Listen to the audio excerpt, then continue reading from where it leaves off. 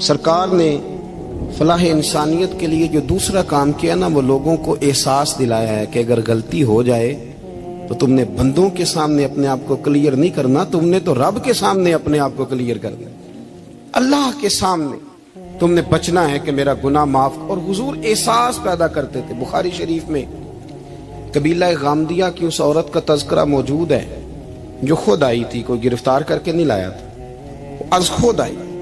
احساس پیدا ہو گیا نا گناہ کا۔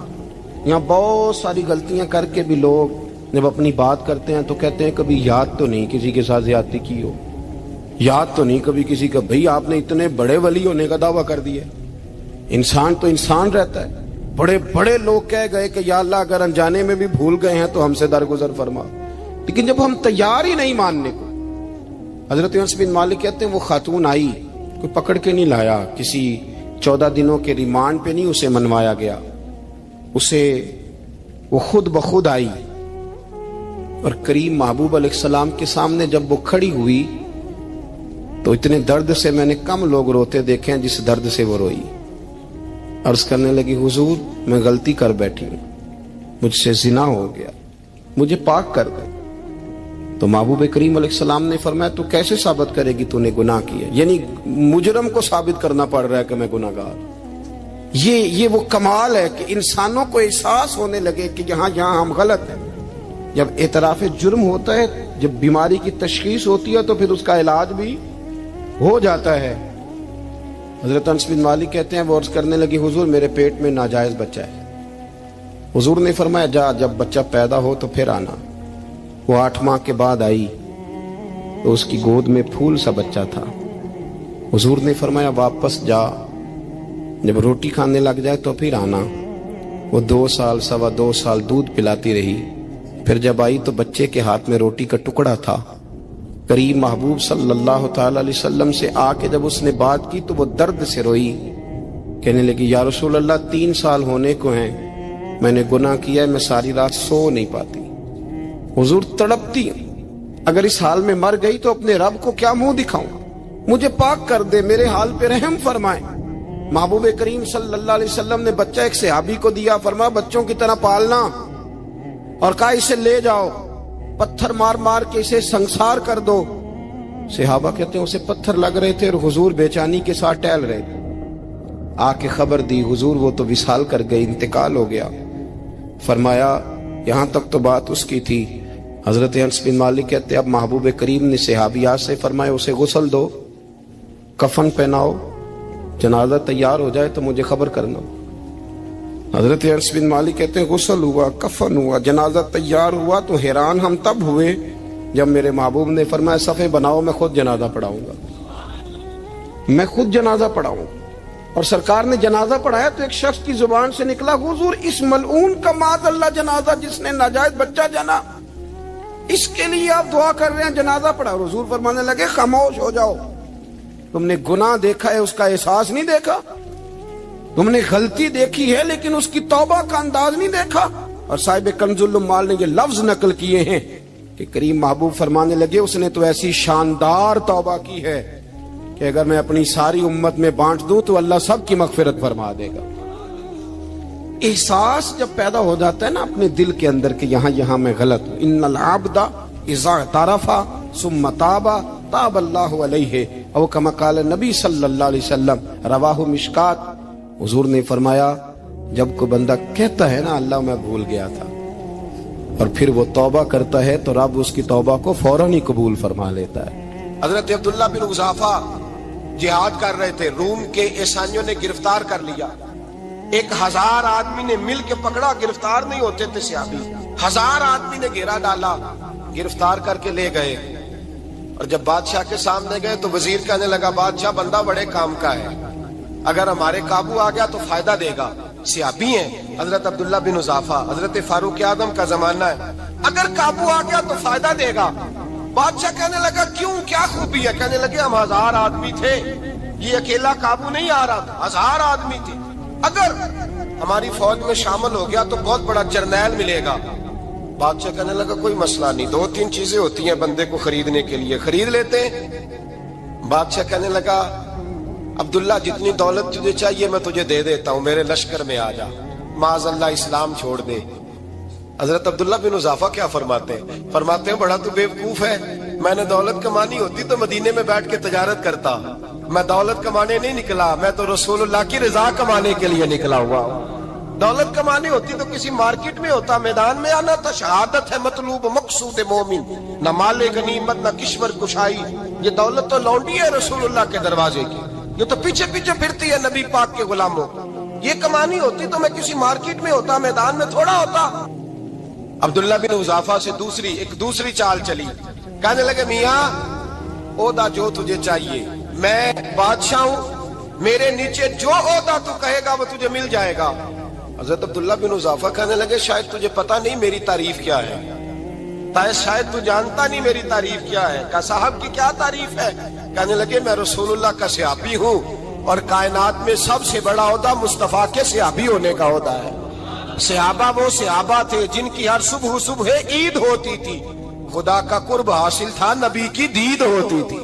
فرمایا میں نے حضور کے جلوے دیکھے ہوئے ہیں، مجھے عہدے کی ضرورت ہی نہیں، اور میں نے عہدہ لینا ہوتا تو میں سیاست کرتا، میں تو شہادت لینے نکلا ہوں میدان میں، عہدے کا میں نے کیا کرنا ہے؟ اب بادشاہ کہنے لگا اسے قتل کر دو، وزیر کہنے لگا نہیں ایک بات اور ہے، مجھے ایک چال اور چلنے دو۔ کہا وہ کیا؟ کہنے لگے میری بیٹی بڑی خوبصورت ہے، مجھے موقع دو اپنی ہی بیٹی کو سجا بنا کے، وہ جوان جس کی جوانی اتنی بڑی ہے کہ 1000 آدمی مقابلے میں کھڑا نہیں ہوتا، اس جوان کے کمرے میں رات کی تنہائی میں بنا سوار کے بی بی کو بھیجا۔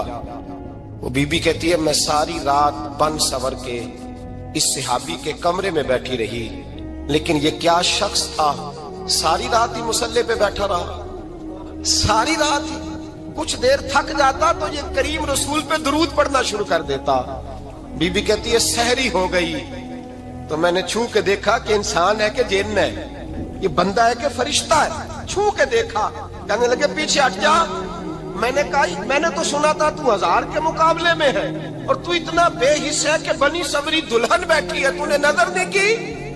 عبداللہ بن حذافہ، بی بی کہتی ہے نظر پھر نہیں اٹھائی، نظر پھر جھکی ہوئی ہے۔ کہنے لگے بی بی میں مجبور ہوں، اب میرے اوپر کوئی حسن نہیں چلتا، میں نے جلوہ بدوحا کا دیدار کیا ہوا ہے، اب میری نگاہوں میں جچتا نہیں کوئی، اس لیے کہ جیسے میرے سرکار ہے ایسا نہیں کوئی۔ کبھی بھی اب نہیں کسی کا میرے اوپر جادو چلتا، میں نے مصطفیٰ کو، اور کہا ذرا پیچھے ہٹ کے بیٹھ، مجھے میرے رسول نے غیر محرم سے بچنے کا حکم دیا ہے، ذرا پیچھے ہٹ کے بیٹھ۔ سحری کا وقت تھا، وہ بی بی کہتی ہے اس نوجوان کے جملے میرا سینہ چیر گئے، کلیجہ پھٹ گیا، چیخ نکلی، میں کفر کے عالم میں روئی۔ میں نے کہا مجھے بتا تو صحیح، آخر یہ جذبہ کہاں سے ملتا ہے، آخر یہ روشنی تو میں نے دیکھی نہیں، کہاں سے آتی ہے؟ ایک میرا باپ ہے جو بنا سور کے مجھے تیرے کمرے میں چھوڑ گیا، بتلا یہ کہاں سے کیف آتے ہیں؟ عبداللہ بن حذافہ کہنے لگے اگر کیف لینا ہے تو تو بھی میرے مصطفیٰ کا کلمہ پڑھ جا، آ جا دروازے رسول پہ جھک جا، مل جائے گا۔ سویرے دروازے پہ باپ آیا بیٹی سے رزلٹ لینے، دروازہ کھولا تو بیٹی نقاب پہنے باہر آئی، باپ کہنے لگا کیا بلا؟ کہنے لگی پیچھے ہٹ جا، تو غیر محرم ہے، کافر ہے، میں مسلمان ہوں۔ اس نے کہا کیا ہوا؟ کہنے لگی تیرے جیسے کو باپ کہوں، تیرے جیسے کو جو مجھے استعمال کر رہا تھا، میں تجھے باپ نہیں مانتی، میں اب رسول والی ہو گئی، میں حضرت فاطمہ کی کنیزہ ہو گئی، میں اب نبی کریم کی خادمہ ہوں، خبردار میرے قریب نہ آنا۔ یہ دعو بھی ناکام ہوا۔ اب حضرت عبداللہ بن حذافہ کے سامنے موت کھڑی کی، ایک کڑا میں تیل گرم کیا، کہنے لگے تجھے اس میں جلایا جائے گا۔ حضرت عبداللہ بن حذافہ رضی اللہ تعالیٰ عنہ جب جلنے کے قریب ہوئے تو رونے لگے۔ روم کا بادشاہ کہنے لگا شاید ڈر گیا ہے، کہنے لگے اب سمجھ آئی ہے، اب تجھے پتا چلا ہے، چلا آ جا۔ حضرت عبداللہ بن حذافہ کہنے لگے تو کافر ہے، تیری کافروں والی سوچ ہے، اس لیے نہیں رویا کہ موت سے ڈر گیا ہوں، میں تو اس لیے رویا ہوں کہ ایک جان ہے وہ نبی پاک پہ قربان ہو رہی ہے، کاش رب مجھے 1000 جان دیتا، میں ساری مصطفیٰ پہ قربان کر دیتا۔ ایک سنار نے گلی میں ایک یتیم چھوٹے سے بچے کو گھومتے دیکھا تو سنار بے اولاد تھا، بچے کو اٹھا کے گھر لے آیا، 18 سال اس بچے کی پرورش کی، اس کو پالا پوسا جوان کیا۔ سنار کے پاس وہ دکان پہ چلا جاتا، وہ کئی دفعہ دکان پہ رہتا، کئی دفعہ گھر میں رہتا۔ ایک دفعہ وہ دکان پہ تھا، بچہ گھر تھا، 18 سال کا جوان، اس کی بیوی اکیلی تھی۔ وہ جس نے ماں بن کے پالا تھا اس نے اسی پہ حملہ کر دیا، اس کا بازو بری نیت سے تھاما، بیوی چیخی۔ تھوڑی دیر گزری تو وہ نوجوان پیروں میں بیٹھ گیا، کہنے لگا اماں پتہ نہیں مجھے کیا ہوا۔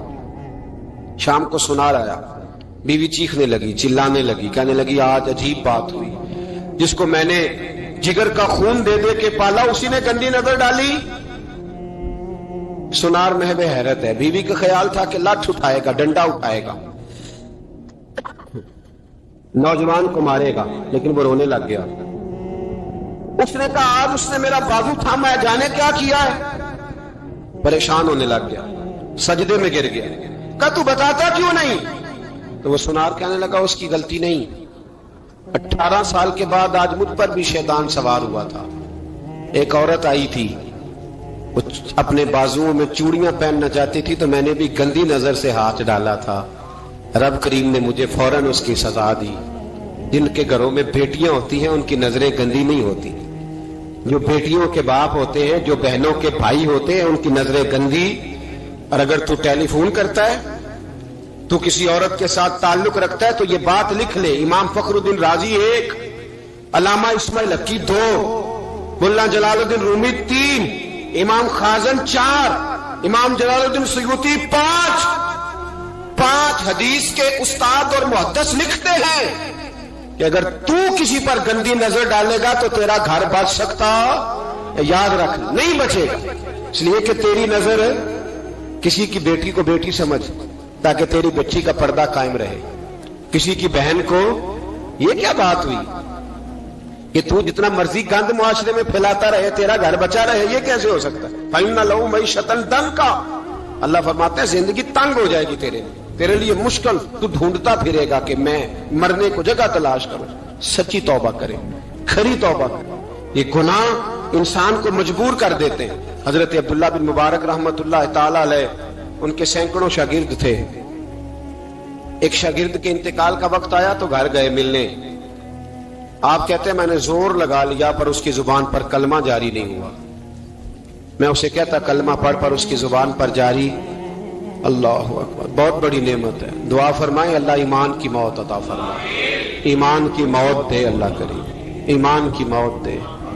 ایسے بھی لوگ دیکھے ہیں، مسجد نبوی ہے، رسول اللہ کا شہر ہے، سر سجدے میں ہے، روح پرواز کر گئی، روح پرواز۔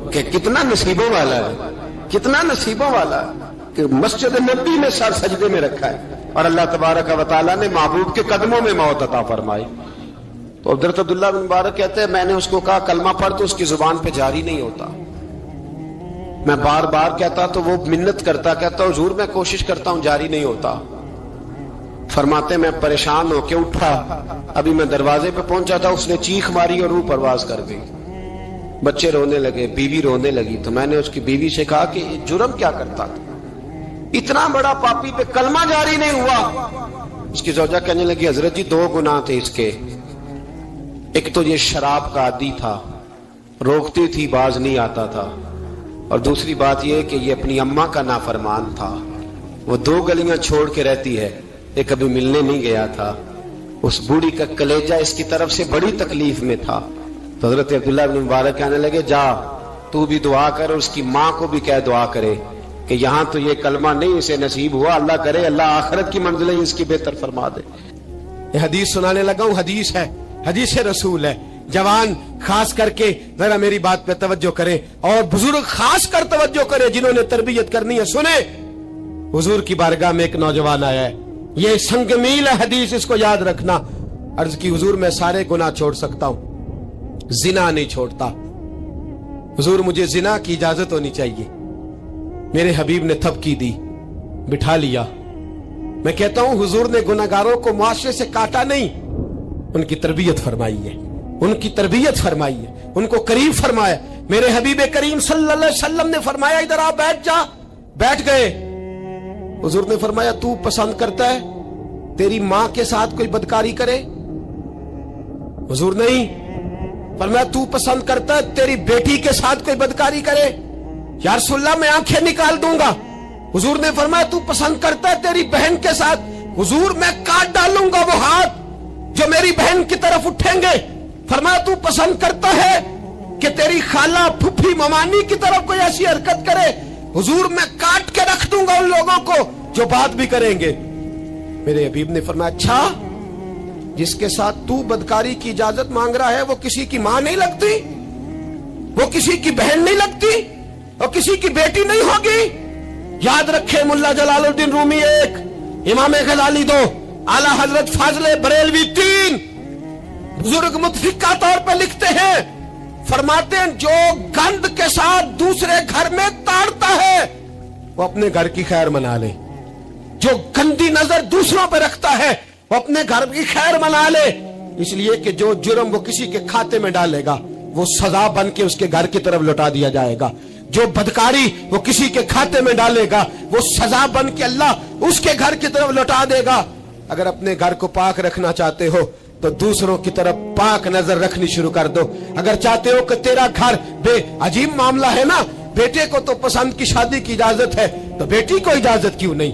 अगर तेरा बेटा पसंद की शादी करेगा तो याद रखना फिर जब किसी की बेटी ये लफ्ज बोलती है फिर इज्जतों के जनाजे निकलते हैं, फिर उरियानी फहाशी का जो है वो कलक लगता है माथे पर। फिर याद रखना चारों जानिब से रुसवाइयां तेरा नसीबा होती है। अगर तू बेटी को रोकना चाहता है तो बेटे का हाथ पकड़। अगर तू बेटी को साफ रखना चाहता है तो बेटे को शर्म हया की चादर उड़ा। अगर तू बेटियों के किरदार की हिफाजत करना चाहता है तो पहले बेटे को पाबंद शरीयत बना। एक बहुत बड़ा गुनाह बदनिगाही का गुनाह है। आपको पता है हमारे मुल्क के अंदर बदकारी, जिना और बेहयाई की शरह कितनी बढ़ती जा रही है, किस कदर बढ़ती जा रही है। वो लोग जो निकाह कर लेते हैं वो भी अपनी निगाहों को, मैं अक्सर कहता हूं, हुजूर ने फरमाया निकाह आधा ईमान है। जिसने निकाह कर लिया उसका ईमान मुकम्मल हो गया। तो जो निकाह के बाद भी बाज ना आया, मैं उसको बेईमान नहीं कहता, लेकिन नबी पाक ने फरमाया जो निकाह कर ले उसका ईमान, बोलिए ईमान महफूज हो गया, उसका ईमान, सारे बोलिए ईमान। और जो फिर भी बाज ना आए, हुजूर कह रहे ईमान मुकम्मल हो गया। और जो ना बाज आया क्या फतवा दिया जाए हदीस की रोशनी में? मेरे नबी पाक की बारगाह में औरतें आई तौबा करने, बैत करने, मुसलमान होने। तो हुजूर बैत लेते वक्त फरमाने लगे मेरे साथ वादा करो, झूठ नहीं बोलोगी, गीबत नहीं करोगी, जिना नहीं करो। एक औरत बोल पड़ी, कहने लगी या रसूल अल्लाह सल्लल्लाहु अलैहि वसल्लम मैं मुसलमान तो नहीं पर खानदानी हूं, मेरे घर वालों के जहन में भी कभी जिना का ख्याल नहीं आया। हम तो इसे खानदानों के वकार के खिलाफ समझते हैं। रोज बुरी नजर से किसी को देखना और किसी के बारे में गलत बातें, नाराज ना होना। बहुत सारे बूढ़े भी लज्जत ले लेके जुर्म बयान करते हैं, गुनाह बयान करते हैं, गलत बातें करते हैं, किसी औरत के बारे में तबसरा करते हैं। क्या समझते हैं मर्द और औरत माज़ अल्लाह ताला एक कमरे में जाके बदकारी करे तो वही जिना है? मेरी तरफ देखिए और झांक करके सुनिए क्या अर्ज कर रहा हूं, इधर देखिए मेरी तरफ। नबी पाक सल्लल्लाहु अलैहि वसल्लम ने फरमाया जिना जुबान का भी होता है, जिना कान का भी होता है, जिना आंख का भी होता है। हुजूर किस तरह? फरमाया जिसने गंद देखा उसने आंख का जिना किया, जिसने लज्जत लेके सुना, चुप नहीं कराया, पूरी बात सुनी, वो भी जानी है। और जिसने गंदी बात बोली वो मुंह का जानी है, जिसने गंद सोचा वो दिमाग का जानी है। और जानी को सबसे पहली सजा अल्लाह ये देता है कि सजदे की लज्जत छीन लेता है, इबादत का सुरूर छीन लेता है, उसका नमाज में दिल नहीं लगता। कुरान में सबसे पहली सजा उसे अल्लाह अपने दरवाजे से दूर कर देता है। भाइयों आज हमारे सजदे बेकैफ हैं, आज लोग गलत जगह पे घंटों बैठे रहते हैं। मस्जिदों में लोगों के दिलों को घबराहट होती है, लोग भागते हैं। मेरे नबी पाक ने फरमाया तो नजर को पाक कर ले, अल्लाह तेरी इबादत में लज्जत पैदा फरमा देगा। मेरे भाई याद रख ले और सुन ले, सबसे कमजोर आदमी वो है जिसका जहन पाक नहीं, सबसे कमजोर आदमी वो है जो किरदार का गलत है। एक बात मैंने पढ़ी, आप यकीन करें मेरा दिल करे कि मैं आग लगा दूं اس عنوان کو جس پہ گندگی لکھی جاتی ہے، ان اخباروں کو، ان چیزوں کو جس پہ گند لوگوں کے دلوں میں. وہ انڈیا کی ایک وزیر اعظم عورت گزری تو کسی نے اس سے کہا کہ پاکستان نے تو تمہیں شکست دی ہے، تم جیت نہیں سکے بڑا ملک ہو کے.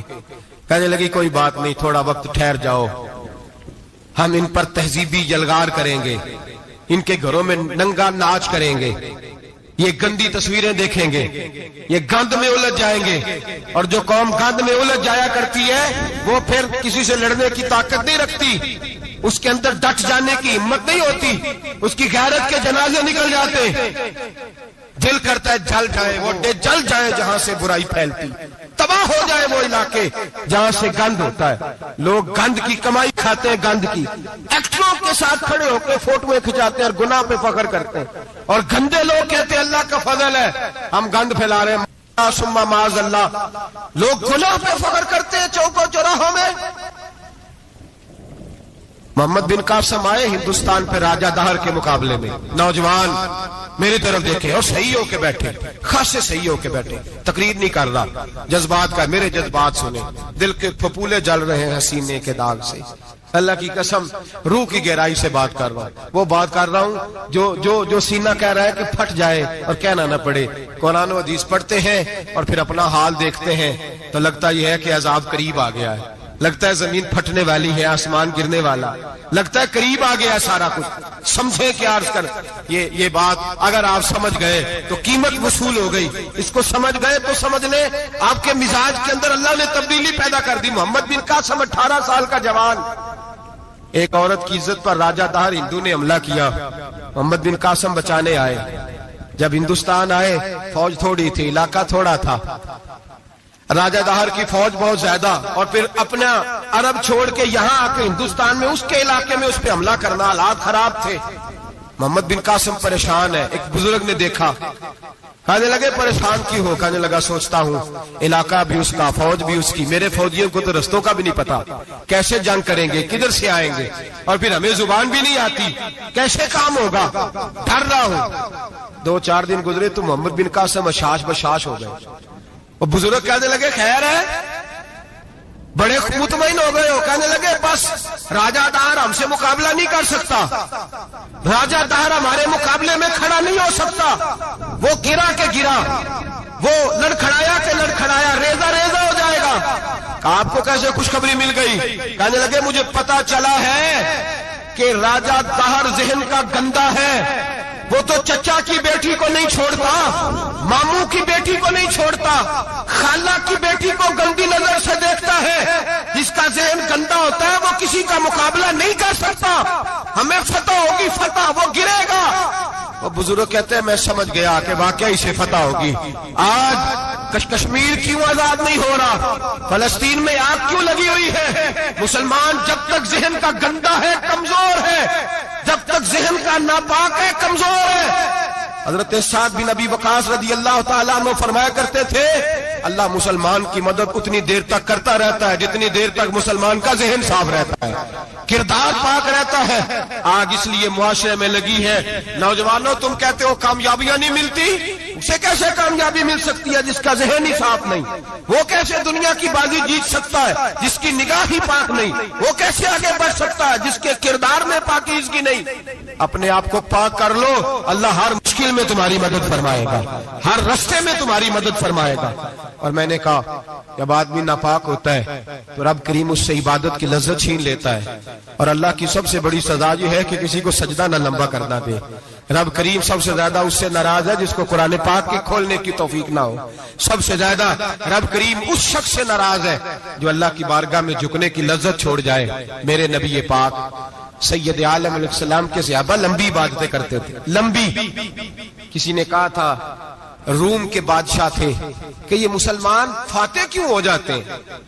تو اس نے کہا میں نے مولا علی کے زمانے میں جاسوسی کرائی تھی، پتا کیا تھا کہ ہر میدان میں کامیاب کیوں ہوتے ہیں.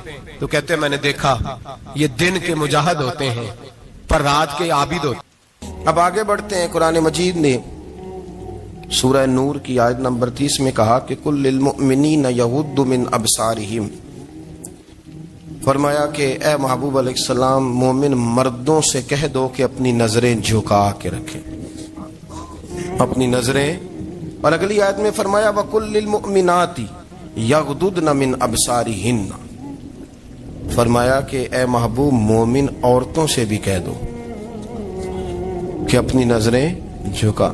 مرد بھی اپنی نظر جھکا کے رکھے گا عورت کی طرف، لیکن یہ ساری پابندی صرف مرد پر نہیں، عورت بھی غیر محرم کا چہرہ نہیں دیکھے گی، اس پر بھی اسی طرح نظر جھکانے کا حکم ہے جس طرح کہ وہ ہر دکاندار کو بھائی جان کہہ کے گفتگو کرنے کی اس کو بھی اجازت نہیں ہے کہ وہ بھی وہ سمجھے کہ پابندی تو مرد نے کرنی تھی، میں نے تھوڑی کرنی تھی.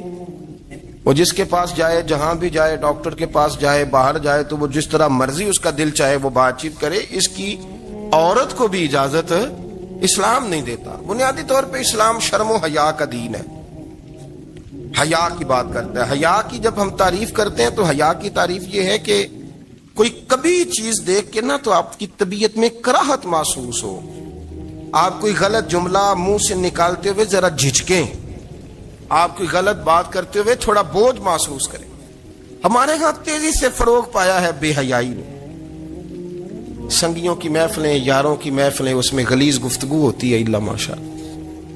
جن دوستوں کو بڑی پاک صاف گفتگو کرنی چاہیے. دوستی کا رشتہ بڑا مقدس رشتہ ہے، جو یہاں ایک دوسرے سے پیار کریں گے جنت میں بھی اکٹھے داخل کیے جائیں گے. شرط یہ ہے کہ پیار اللہ رسول کی رضا کے لیے ہو، لیکن اس کے اندر اگر آپ کی گفتگو کچی ہو، کمزور ہو، فحاشی والی ہو، عریانی والی ہو. وہ ہمارے ہاں تو اب اس کو لوگ فیشن سمجھتے ہیں، اس کو مردانگی کی علامت سمجھتے ہیں کہ وہ جی ساری باتیں جی وہاں ہو گئیں اور جس کا جو جی چاہا اس نے کہا. آپ جب حیا کے دائرے میں ہوتے ہیں تو آپ خود بھی سکون محسوس کرتے ہیں. دیکھیں نا، آپ کو نیند سکون سے کہاں آتی ہے؟ جہاں کمرہ بند ہو، چاروں جانب دیوار ہے، اوپر چھت ہے، خالی دروازہ بھی کھلا ہوا ہونا تو جب بندہ سکون لینا چاہتا ہے تو کہتا ہے یار ذرا دروازہ ذرا بند کر دو. وہ اچھی طرح اپنے آپ کو چھپا لیتا ہے نا حیا کے پردے میں، تو اللہ اسے سکون عطا کرتا ہے.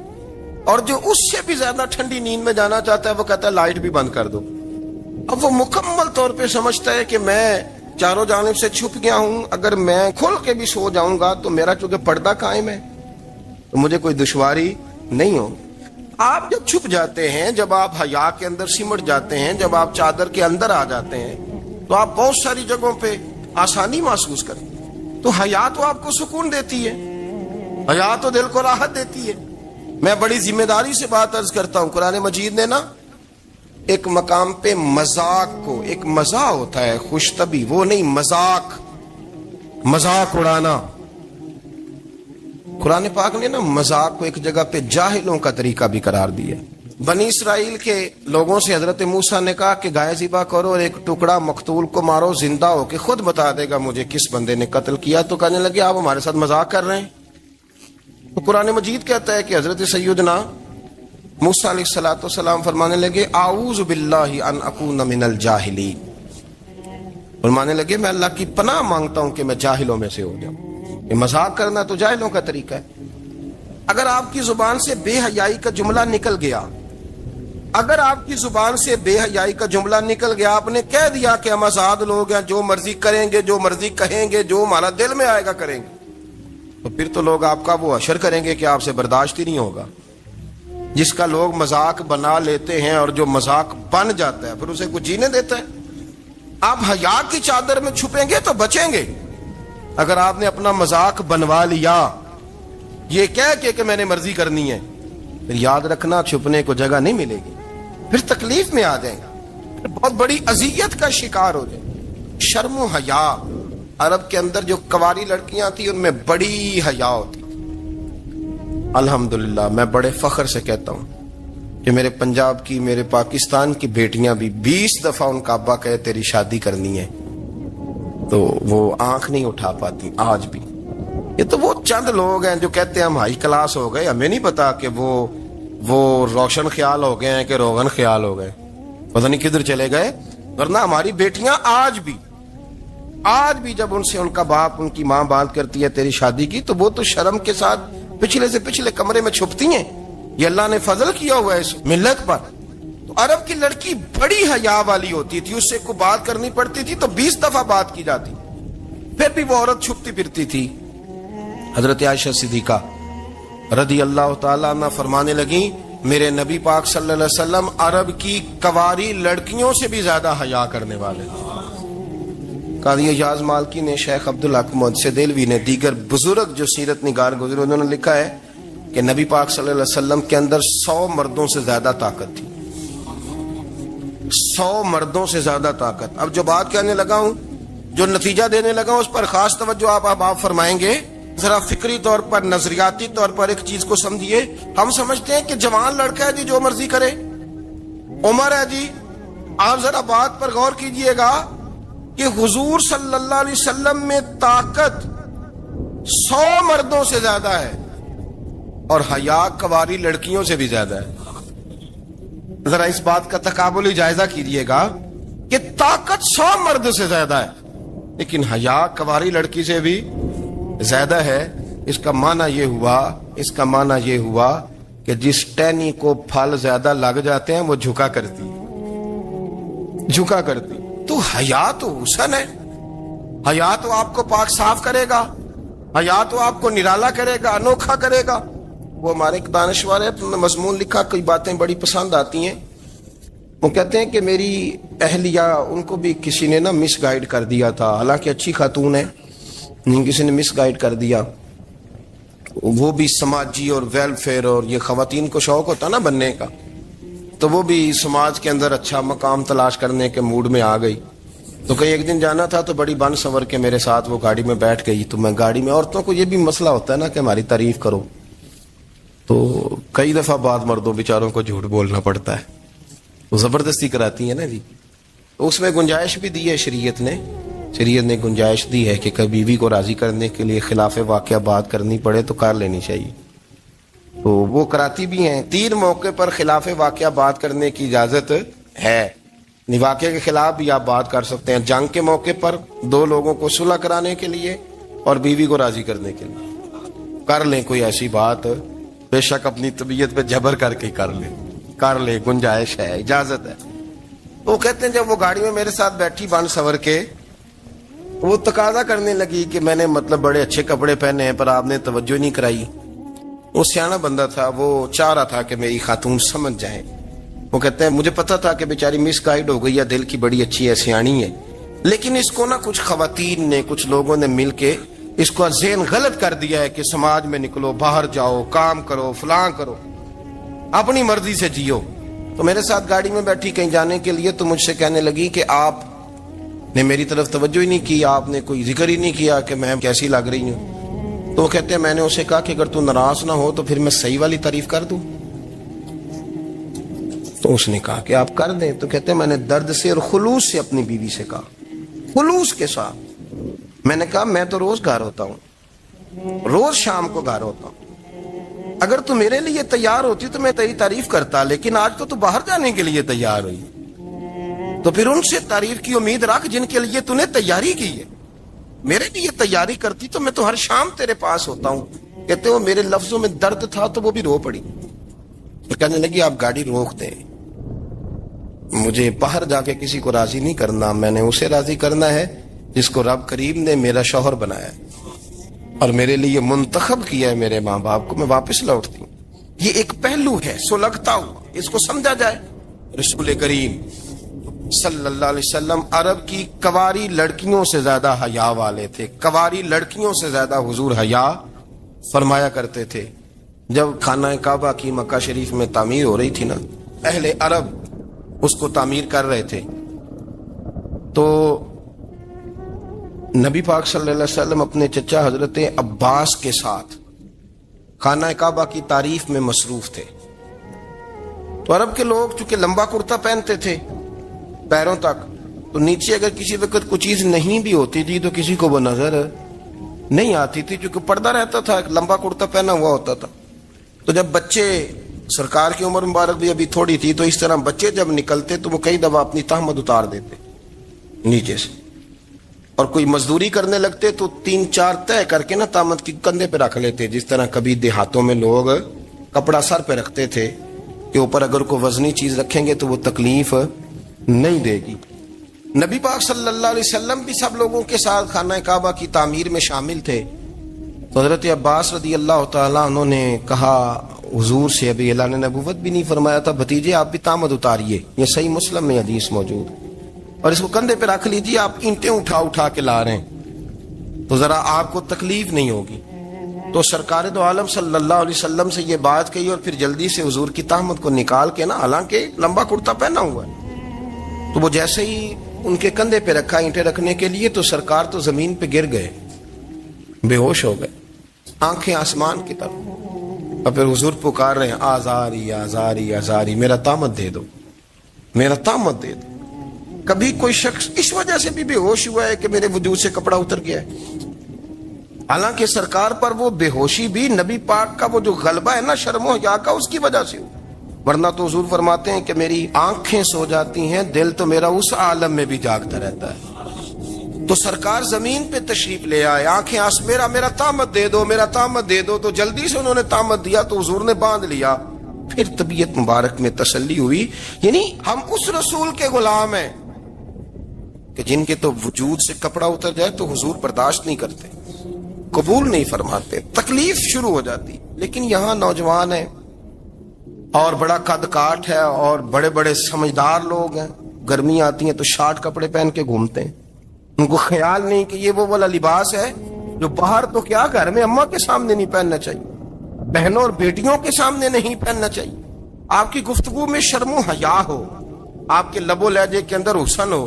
آپ کو پتہ ہے نبی پاک صلی اللہ علیہ وسلم نے فرمایا میری امت میں سب سے زیادہ حیا کرنے والے عثمان غنی ہیں، عثمان غنی سب سے زیادہ حیا کرنے والے۔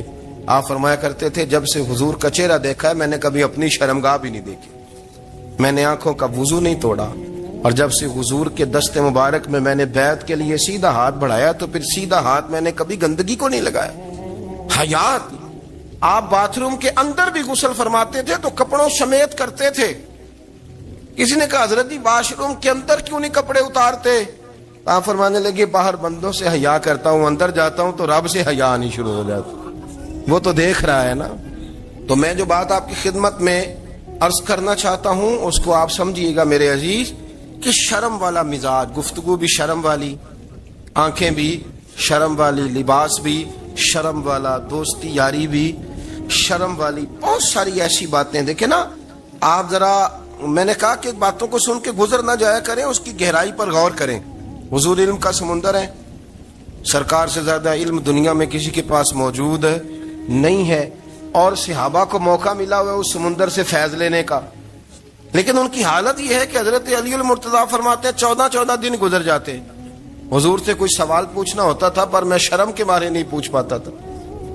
14 دن بخاری شریف میں موجود ہے۔ ایک دن نبی پاک صلی اللہ علیہ وسلم نے پوچھا صحابہ سے کہ وہ کون سا درخت ہے جس کے پتے نہیں گرتے، اور وہ درخت اس طرح ہے جس طرح مومن ہوتا ہے، وہ درخت میرے مومن کی طرح بتاؤ۔ حضرت عبداللہ ابن عمر فرماتے مجھے پتا تھا کہ وہ کھجور کا درخت ہے، لیکن چونکہ ابو بکر صدیق بھی بیٹھے ہیں، عمر فاروق بھی بیٹھے ہیں، مولا علی بھی بیٹھے ہیں، عثمان غنی بھی بیٹھے ہیں، اتنے جید لوگ بیٹھے ہیں، تو مجھے حیا آتی تھی کہ میں کیوں جواب دوں۔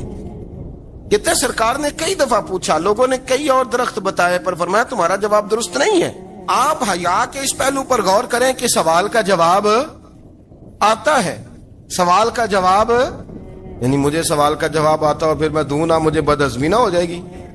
یہ کیسے ممکن ہے کہ میری رات گزر جائے، مجھے پتا بھی تھا اور میں نے بتایا نہیں؟ بہت سارے لوگ آ کے بہت ساری باتیں بتاتے ہیں، بہت ساری باتیں وہ سمجھاتے ہیں، تو ہم غور سے ان کا چہرہ دیکھنے لگ جاتے ہیں، کہتے ہیں یار اس کا تو دعویٰ تھا کہ میں سمجھنے آتا ہوں، یہ تو ہمیں سمجھا رہا ہے، چلو الحمدللہ ہم سمجھنے کو تیار ہیں۔ لیکن میرے عزیز پتہ بھی ہے جواب کا، علم بھی ہے، لیکن فرماتے ہیں میری حیا نے مجھے اجازت نہ دی کہ میں جواب دوں۔ آپ فرماتے ہیں پھر حضور سے صحابہ نے عرض کی کہ یا رسول اللہ آپ ہی بتا دیں وہ درخت کون سا ہے، تو حضور نے فرمایا بھئی وہ کھجور کا درخت ہے۔ تو آپ فرماتے ہیں میں دل ہی دل میں کہہ رہا تھا کہ الحمدللہ میرا جواب درست ہے، حالانکہ میں نے جواب دیا ہی نہیں۔ تو لفظوں میں حیا، جملوں میں حیا، آنکھوں میں حیا، اٹھنے میں حیا، بیٹھنے میں حیا، چلنے میں حیا ایک خوبصورت حسن ہے، اور نبی پاک صلی اللہ علیہ وسلم نے فرمایا جب تو بے حیا ہو جائے نا پھر تو آزاد ہے، پھر تو جو مرضی کا۔ پھر تو جو اس لیے بزرگ جب کسی کو بے حیا کہتے تھے نا، اللہ اکبر، اور جب کسی کو کہتے تھے نا یہ بے حیا ہے تو لوگ سمجھتے تھے کہ کوئی ہلکی سی بات کر دی، لیکن ان کا معنی یہ ہوتا تھا کہ بس بھائی اب اس کے ساتھ کوئی کلام کرنے کی ضرورت ہے، اس کو اب اصلاح کی ضرورت نہیں، یہ بے حیا ہے۔ کیا معنی کہ اب یہ جو اس کے دل میں آئے گا وہ کرے گا، جو اس کی طبیعت چاہے گی وہ کرے گا، اب یہ کسی پہلو بھی قابو آنے کو تیار بے حیا ہو گیا۔ بے حیائی بہت بڑا عیب ہے، اور جو لوگ کہتے ہیں کہ ہمیں بالکل آزادی ہونی چاہیے، ہمارا اپنا جسم ہے تو ہماری اپنی مرضی چلے گی۔ ایک وزیر صاحب ہیں، پتہ نہیں میں ان کو جانتا تو نہیں، انہوں نے سینٹ میں تقریر کی ہے، میں نے ان کی بات سنی ہے، اس نے کہا نہیں نہیں بھائی، جسم رب کا ہے تو مرضی بھی تو رب کریم کی چلے گی، اور مرضی بھی اللہ کی۔ یہ مجھے تھوڑا سا مسئلہ ہے جسم پر، کبھی کبھی مجھے کثرت سفر سے الرجی ہو جاتی ہے۔ میرے ساتھ لوگ نا دل سے پیار کرتے ہیں، شاید ہی کوئی اچھا ڈاکٹر ہو جس تک میرے سنگی مجھے لے کے نہ گئے ہوں، پر جسم اللہ کا ہے نا، مرضی بھی جب چاہے گا صحت دے گا۔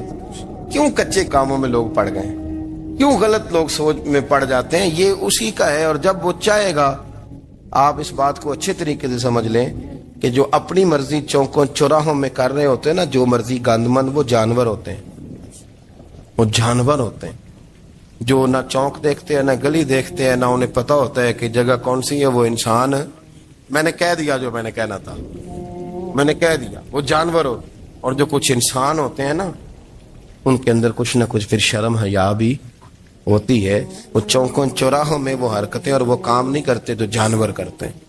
ان کے لیے بڑے پردے ہوتے ہیں، ان کے لیے بڑی باتیں ہوتی ہے، ان کے لیے بڑا کچھ ہوتا ہے۔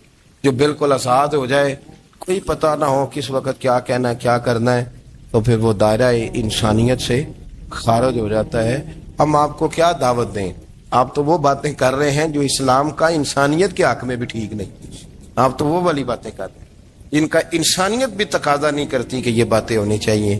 لیکن ایک بات، میں تو جذباتی نہیں ہوتا، میں بڑے غور سے چیزوں کو دیکھتا ہوں، سنتا ہوں، اور نہ میں ان موسمی مینڈکوں کی۔ وہ مجھے عاتق صاحب کہنے لگے جی بڑے بڑے مولوی ایک بندے کے ساتھ بیٹھے ہوئے ہوتے تھے اور وہ روزے میں بڑے بڑے درس دیتا تھا، تو وہ بھی فلانی حرکتیں کر رہا ہے۔ تو میں نے کہا ہم نے تو پرانا کہا تھا کہ موسمی مینڈک ہے، تو پرانے کہہ رہے ہیں کہ اداکار ہے، تو وہ جہاں کاسٹ کریں گے وہاں وہ اداکاری کرے گا۔ آپ کسی مذہبی جگہ کر لیں تو وہاں کر لے گا، کہیں اور جگہ کریں گے تو ہم تو پرانا کہہ رہے ہیں۔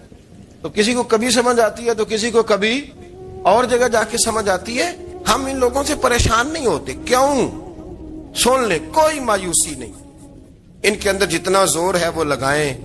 یہ ملک بنا ہے رسول اللہ کے نام پہ، یہ اللہ نے تحفہ دیا ہے امت مسلمہ کو، یہ نبی پاک کے نام پہ بنا ہے، تو یہاں جھنڈا بھی وہی والا بلند ہونا ہے جو مدینے والے رسول کا جھنڈا ہے، اور یہاں وہی کام چلے گا جو نبی پاک نے بیان فرمایا۔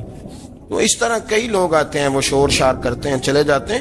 اتنے نہ پریشان ہوا کریں، بہت سارے لوگ تو بیچارے اس قابل بھی نہیں ہے کہ ان کا نام لیا جائے، مطلب اتنا ہم ان کو اہمیت دے دیں، ان کا ذکر کریں، ان کا نام لیں، ان کی بات کریں، وہ بیچارے اس قابل ہی نہیں ہے، مطلب سٹیٹس ہی نہیں ہے ہمارا، اتنے فارغ ہیں ہم کہ اب جو بندہ آئے گا کہانی چھیڑے گا تو ہم چھیڑ جائیں گے۔ اور بھائی اللہ کا فضل ہے الحمدللہ تعالی، لوگوں نے بڑا شور کیا، اور بڑے زمانے سے دنیا شور کر رہی ہے، پر اللہ کے گھر مسجدیں بھری ہوئی ہیں، مسجدیں بھری ہوئی ہیں۔ ہماری بیٹیاں پردے کرتی ہیں، پردے کو پسند کرتی ہیں، وہ حجاب میں رہتی ہیں، وہ سمجھتی ہیں کہ ہمارا اصل حسن کیا ہے۔